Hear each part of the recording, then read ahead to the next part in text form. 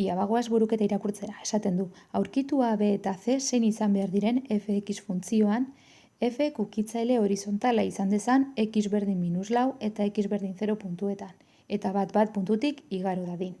Bueno, orduan, A, B eta C koefizienteen balioa kalkulatu behar ditugu, 3 ezezagun dira, beraz, 3 datu behar ditugu. Vale, daturik errazena argi dago da bat puntua, ez da?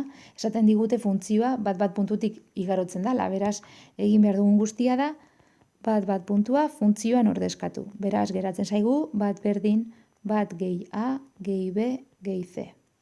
Vale, gero esaten digute ere bai, funtzioak minus lau eta 0 puntuetan, zuzen ukitzaile horizontala duela. Bueno, orduan begira, imaginatu funtzioa, irudikatuko dugu gutxi gora bera horrela, ez dugu ezagutzen bere forma, baina pentsatuko dugu hemen dagoela x berdin minus lau puntua, eta hemen x berdin 0 puntua.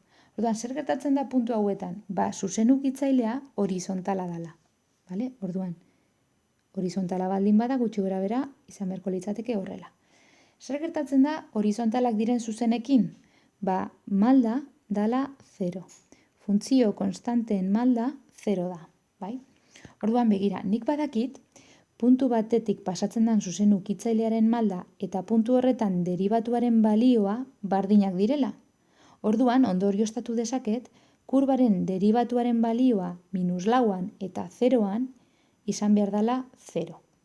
Bale? Berriro. Kurba batean, puntu batean kokatzen baldin bagara, puntu horretatik pasatzen den zuzen ukitzailearen malda. Eta kurbaren deribatuaren balioa puntu horretan bardinak dira. Orduan, nik badakit deribatuaren balioa x denean 0 eta deribatuaren balioa x denean minus lau izan behar dela 0. Eta orduan egingo duguna lehenengo eta behin izango da deribatua kalkulatu. Deribatuaren balioa izango da 3x berbi gehi bi ax gehi b. Vale, ordezkatuko dugu, x dagoen lekuan 0 eta deribatuaren balioan 0 ere jarriko dugu, eta orduan geratzen zaigu 0 berdin, 0 gehi 0 gehi b. Beraz, beren balioa izan behar da 0. Bal, ordezkatuko dugu orain minus lau, eta berdin 0 egingo dugu, orduan geratzen zaigu 0 berdin, minus lau berbi, amasei bider iru, berrogeta sortzi. Ken, sortzia, gehi b.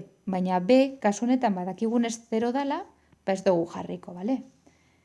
Eta orduan, begira, ekuazio honetatik aterako dugu haren balioa. Bai, minus berrogeta sortzi berdin minus sortzia, minus berrogeta sortzi zati minus sortzi berdina. Beraz, 6 berdin a. Eta azkenik, zeren balioa kalkulatzeko, begira hartuko dugu hemen dagoen ekuazio hau, eta ekuazio honetan ordezkatuko dugu haren balioa eta beren balioa. Geratuko litzaiguke. Bat berdin, bat gehi 6, gehi 0, beren balioa 0 dalako, gehi c. Beraz, zeren balioa izango litzateke minus 6. Kalkulatu ditugu orduan A, B eta C koefizienteen balioa.